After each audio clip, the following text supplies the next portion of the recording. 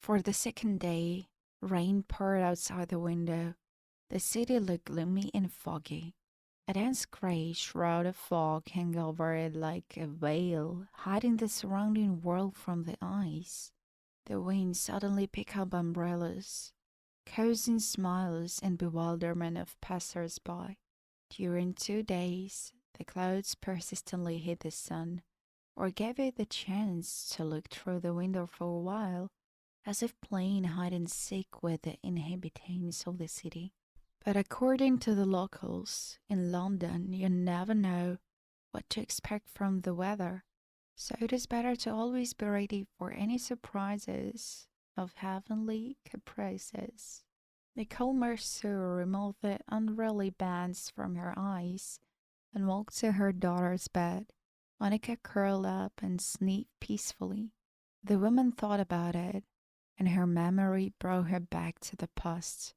Only a few years ago, it seems to her that misfortunes had receded from her, and she had found a loving spouse and real family, which in fact she had not had as a child. Nicole remembered only her mother, who drank heavily. A vague image of an unkempt woman with shaking hands remained in her memory. Her eyes burned with crazy fire, and she often yelled at the girl. Nicole's best childhood memories were of living with her own grandmother, who raised her after her deadbeat mother went missing with the girl was only 4 years ago. The grandmother moved in with them from the suburbs of Paris, and the apartment immediately became clean and cozy. The elderly woman told her granddaughter a story of acquaintance from the life of her parents. It turns out that Nicole's father was a very capable screenwriter and worked in the city's provincial theater. He was very appreciated by the management for talent and responsibility. There he met Nicole's mother. Then my daughter, Wardley told her grandmother, was not a drunkard, was not so angry. She was in demand, a leading actress in the theater. My beauty, tall and slender, with dark curly hair and brown eyes. You know how she's played, and how many flowers she was given. My poor girl, who knew that such a fate would befall her. How the audience applauded her, sometimes standing up. I myself was at the performances many times. The old woman sighed heavily. She was talented, but very weak. When your father had an affair with her, she thought it was true love and was very happy. She idolized him and obeyed him without question. She was waiting for him to ask her to marry him, but at the height of their relationship, he was invited to work in Paris, and he did not a moment's hesitation went to the capital. And she, of course, he did not call her with him, and then Colden broke with their love finally and irrevocably. She was trampled. She just cried all day long and wouldn't touch food. And by that time she was already pregnant with you. 3 months pregnant. I supported her as much as I could, so she left me and her theater. She believed that when she gave birth, your father would find out about it and came back to her, so she went to Paris. But no one needed her there, so she played insignificant roles. However, when you come into the world and the daughter reported it through acquaintances to the father, no enthusiasm followed. He continued to remain silent. As a result, she began to drink, dated men she didn't know, and you grew up an orphan with a living mother. It's scary to remember how I came to visit you, and with what a heavy heart I went back. The house was a mess, dirty, no food, no care for you. How many times I tried to take you to my house, but my daughter will not give you back to me. She will cling to you She will scream, she will assure me that she will quit drinking and everything will be fine with you. Yeah, but then she will go back to the bottle again, forgetting all her promises. Listening to the story of her grandmother, Nicole partially remembered the picture of their anxiety life with her mother. She became very scared and anxious, and she flattered her grandmother, hugged her neck, and so calmed down. She never recognized her father. The old woman fed the girl well and was very kind. Almost every day she walked with Nicole in the park near the house, and in the long evenings she told her wonderful fairy tales. The old woman managed to teach her counting and independent reading. At the age of 7, the girl was already reading fairy tales for her grandmother, whose health began to deteriorate rapidly. One cloudy October morning, Nicole did not wake her up because she died during the night. Then there were the years of the orphanage, grey, joyless. When she left, she never expected to be happy. She worked as a hired laborer at the market, selling fruits and vegetables. And there she met Toto. The man impressed her with his generosity. He had his own store there. He specialized in trading products from Italy. He often visited the girl, asking about her past and present. Nicole told him about the difficult childhood, her neglectful mother, her kind grandmother. He listened with pleasure, often nodding, showing sympathy. Sometimes Toto brought her food. It was the first time the girl had lunch at work not alone, but in pleasing company. The man looked at her with admiration. The romantic period lasted for more than a month for the lovers. In the evenings, they went to cafes, walked in the city parks, buying at the central entrance delicious ice cream. A long goodbye with kisses and hugs near Nicole's rented apartment. The girl liked the way he was courting, unhurriedly and beautifully, without a hint of intimacy. And so the day came when once again, escorting his beloved home, he said, I like you, Lord. Move in with me. A whole house at your disposal. We will set up a household. Look closer to each other to get to know each other. If you like it, well, get along. And then we will get married. He pulled the girl to him, slowly stroking her back. Then he kissed her lips greedily and put his arms on her hips. Nicole trampled on his arms, blinked her eyes, and nodded hastily. Antonio stroked her hair approvingly. Well, that's fine, my berry. I'm not a movie hero from the screen, other average merchant, but you will like. A few days later, she moved into Toto's house. He came to help her pack her bags, but by the time he arrived, she was already packed. All her belongings fit into a small bag. They hugged each other and went to Antonia's house. The merchant's dwelling was very spacious. Well, don't be frightened, sweetheart, he whispered, showing her the bedroom for the first time. Now you're my wife. Everything is possible. They became close. Then they got married and lived very friendly. But that was until Monica was born. And then their happiness was shaken that day when her tall, handsome husband with a large bouquet of white roses met her and her daughter outside the maternity hospital. He was happy, excited, and had a satisfied smile on his face, but only until he saw the baby girl. Monica could be compared to the Snow Queen. Blondie fluff of hair framed a delicate ruby face with the bright sky blue eyes. The girl was very beautiful from birth, but completely different from her father or her mother. Nicole was a true Frenchwoman, a slender, swarthy, and green-eyed brunette. Toto was Italian. He had hair as black as a crow's wing, and the same searing dark eyes. From the minute he saw his daughter, he hated her and his wife. A black cat ran between the couple. The man began to suspect Nichols of cheating on him. Every day his anger became more and more furious. At first it was reproaches and harsh words, and then the man began to beat his wife. No matter how much the young woman assured him that she had always been faithful to him alone, he did not believe a word she said. There was not a day that her husband did not reproach her, and he looked at his daughter with disgust. In such a hell, women and child lived 3 years. Nicole had nowhere to go because she was a run orphan and grew up in the orphanage.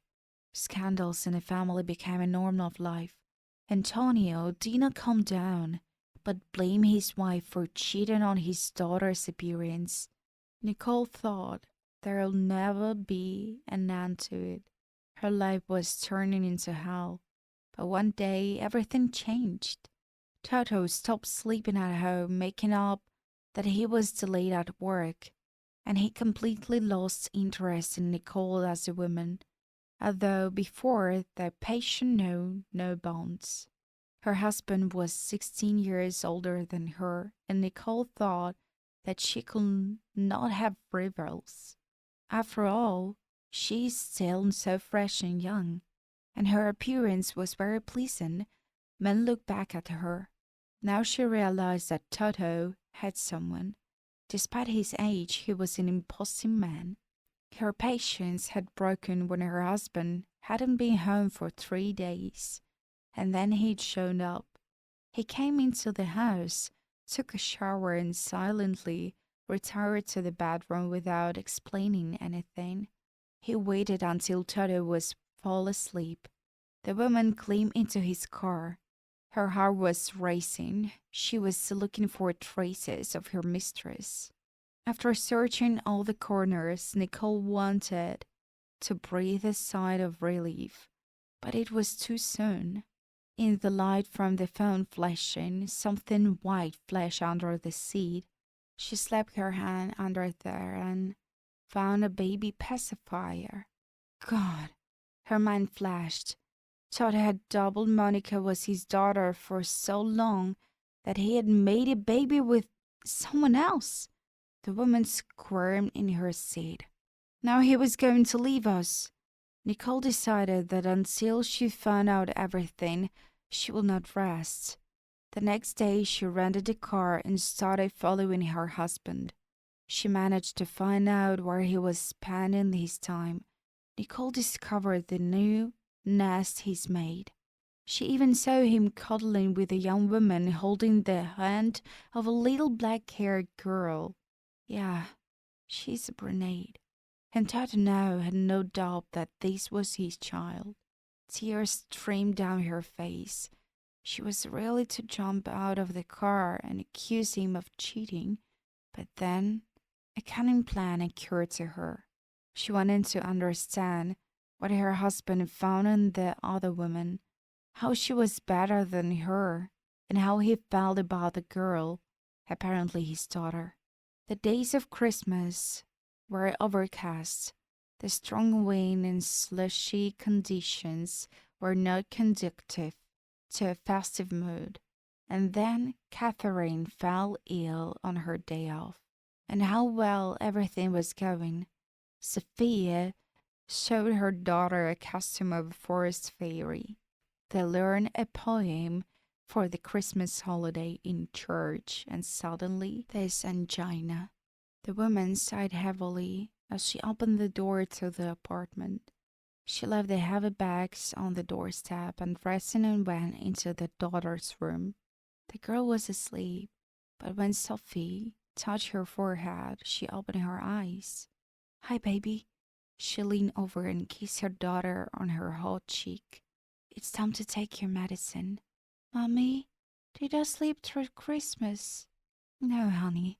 Sophia sat down on the bed and handed her pills and a glass of water.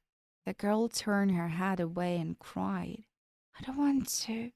There, Peter. I want to see Santa Claus. You have to, baby. The woman lifted her daughter's head. Catherine grimaced, but took the medicine. You're all bad. Let's change. She put her daughter in the chair, changed the bath clothes, changed the girl's clothes, and put her back to the bed. Do you want me to turn out the cartoons? Sophie asked. Catherine shook her head negatively, turned her back to the wall, and whispered, Everyone will see Santa, but not me. Will we read a story then? Sophia put her head on the daughter's thin shoulder.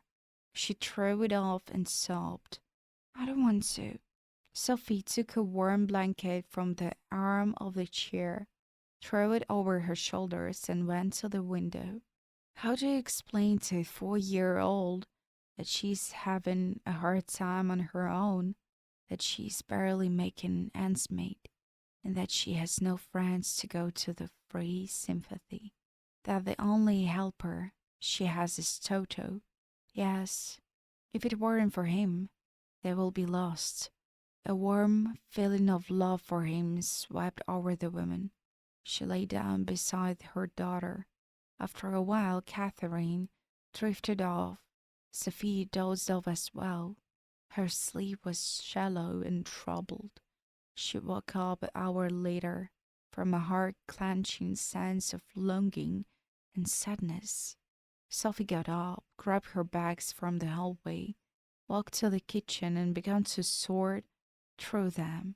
She fought herself in vain, trying not to cry as she put the groceries on the refrigerator shelves. But she couldn't help herself, slamming the refrigerator shut, threw her jackets over her shoulders, and ran outside. There she burst into tears. As if to comfort her, snow fell from the sky. Fluffy snowflakes fell on her face, dissolving into hot tears.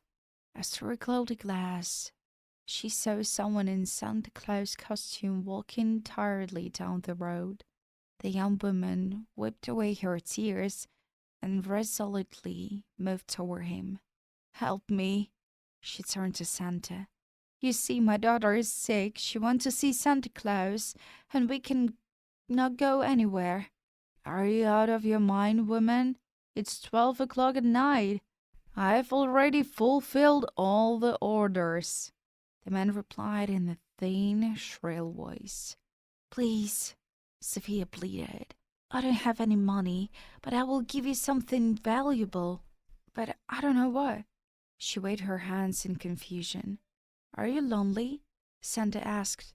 Sophia nodded. Do you have parents? Father, but he never lived with us, with me and Mom. I came here with my husband, but he left me with a baby in my arms. How? Surprised Santa. And in that instant, Sophie realized that in that Santa Claus costume was a woman. She came closer and asked, Who are you? What is it? Instead of answering, Santa handed her a baby pacifier. Where did you get it? I found it in my husband's car. Nicole answered her arrival. Oh, she said with a laugh. Are you Toto's wife? Yes. Nicole took off her fake beard and cap. This is my pacifier, Sophie explained, which my mother kept and gave to me, saying, This is the only thing your father bought you. She never forgave him for being afraid of responsibility and leaving Italy as soon as I was born. He promised to marry my mom, but he lied. I'm sorry, but I tracked him down a couple of years ago. He's my father. He called, he apologized, but he said he couldn't change the past. And when my husband brought us to England and then left for someone else, I was left all alone in a foreign country, and Toto suggested that I move here to help in some way. He turned out to be a good grandfather for Catherine. Good. Nicole couldn't contain herself. You're his daughter. And I thought he cheated on me. He started a new family. Come on, come on. I will wish his granddaughter Merry Christmas. I grew up in an orphanage myself. I know what it's like to be abandoned by your father and no parents at all. Catherine looked at the Santa Claus who appeared in the doorway. Is it real? She asked. He nodded, took the girl in his arms, and brought her to the window. Look, I came to your town and found it's not ready for Christmas. Mud and slush. And you need snow. And I wanted it. And I made a miracle. And behold, now it's really glorious holiday weather. Snowflakes are flying. Katy smiled enthusiastically. So you're real. She hugged Santa Claus around the neck and whispered a wish in his ear. He nodded approvingly. He carefully put her to bed and went out, closing the door tightly. Then the women whispered for a long time in the dark corridor about something of their own. Midnight was only an hour away. Nicole left Sophia's apartment in a hurry. When she accompanied her and returned, she did not find Catherine in bed. Her daughter was sitting under the Christmas tree. I'm hungry. She simultaneously stuffed a tangerine slice and a chocolate candy into her mouth. Sophie sat down next to her and placed her hand on her forehead in a familiar motion. Then she stood up, fetched a thermometer, and slipped it under her daughter's arm. There was no temperature. Later, she examined her throat. The redness had subsided. In her mind, she whispered words of gratitude for the unexpected meeting with Nicole, her father's jealous wife, her acting skills, and the miracle of her daughter's discovery. Nicole, at the same time, came out of her house, holding Monica's hand. They walked down the street and rejoiced in the fluffy snow. On the way they laughed and played catch-up, and soon they found themselves at Sophia and Catherine's house. Well, hello, girls, greeted them warmly hostess. Again, hello, Nicole. She brushed the snow off her face. Here we are celebrating Christmas with the family. Oh, this is great. Then they all went up to the apartment together. The room smelled of pine needles and tangerines. Nicole and Sophia were around the table setting out treats. The girls got acquainted and settled on the couch in front of TV. Finally, everyone sat down and opened the champagne. And we have lemonade, said Monica and Catherine in one voice.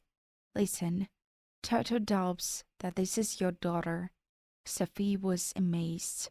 After all, my mother told me that his grandmother was Blondie all her life. I do not know her roots, but we went to see her at the Operator Theatre and were in the dressing room. There were pictures of her when she was young. Monica looked just like Sylvia. It's true, Toto's voice sounded in the room. About grandmother and I somehow did not think about it. He stood looking around at the group in a bewilderment. Sophie, you invited me and my family at the same time. How did that happen? Oh, this is a very interesting story, but we will tell it to you afterwards. The women said in unison. Yes, Toto, we happen to be connected by the same thread. It's silly to deny it. You two had your secret in front of Nicole, tearing us away from her. You're very stubborn. Take a DNA test, because it's obvious that Monica is your daughter, added Sophie. You're probably right, dear, he agreed, and I'm just a stubborn ass. The man sat down next to his wife and put his hand on her knee. I'm sorry. Toto, I love you long. I have nothing to hide. The man gently stroked her head. Monica, come to Papa, he said through tears. She climbed onto his lap with pleasure. He winked at her, taking the lid of the lemonade. At midnight, everyone raised their filled glasses and everyone made a wish.